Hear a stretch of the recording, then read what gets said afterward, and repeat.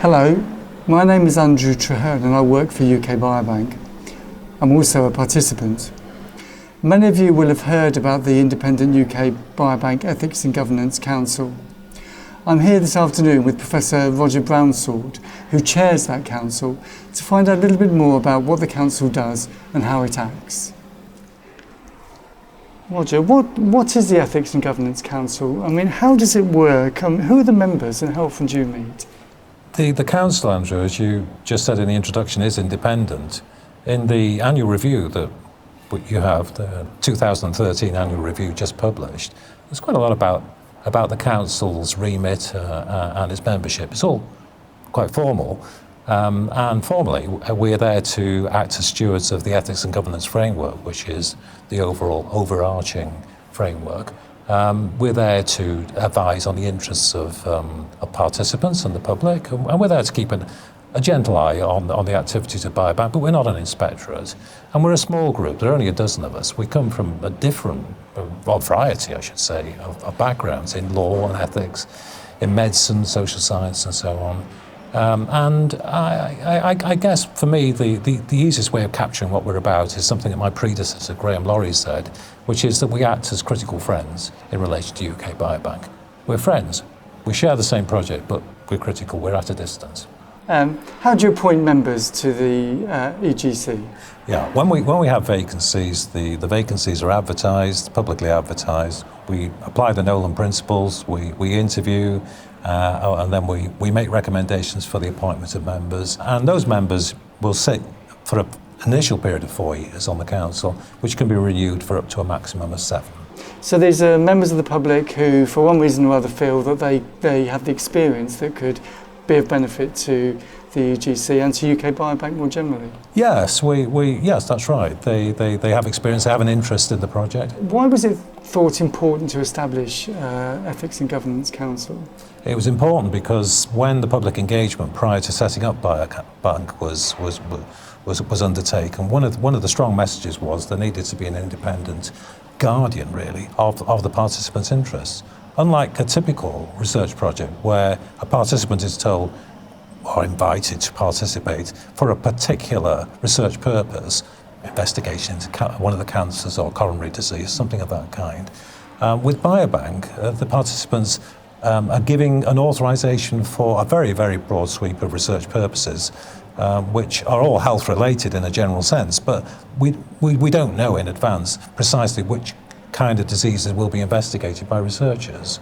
So it's important that having given such a broad authorization, someone with an independent view is able to take a critical look at how the data and samples are being used. And how do you decide what you're going to discuss at these meetings? I know that you have an agenda, but how do matters get onto that agenda, and how do you decide what you're going to follow up? The agenda, yeah, it's a long agenda. We go through the full day. Many of the items on the agenda are regular reporting items from UK Biobank, so that people like yourself come along and talk about their particular fields. So in your case, we have communications reports from you periodically. But there are also items that are more reactive and responsive to the big things going on in Biobank at the time. So, for example, in relation to enhancements or questions about feedback, or when the access process was first being put together. These are all matters where, special kind of bespoke discussions would need to take place in the council meetings. And do you attempt to reflect public opinion at all on ethical matters when you're discussing these issues? I don't think we try directly to reflect public opinion.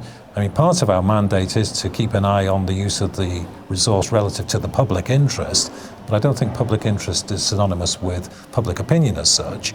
And the Ethics and Governance Framework, which is the overarching framework, sets out the key, I think, governing principles. So in the first instance, we'd be trying to make sure that the resource is operated in a way that's compatible with those governing principles in the Ethics and Governance Framework.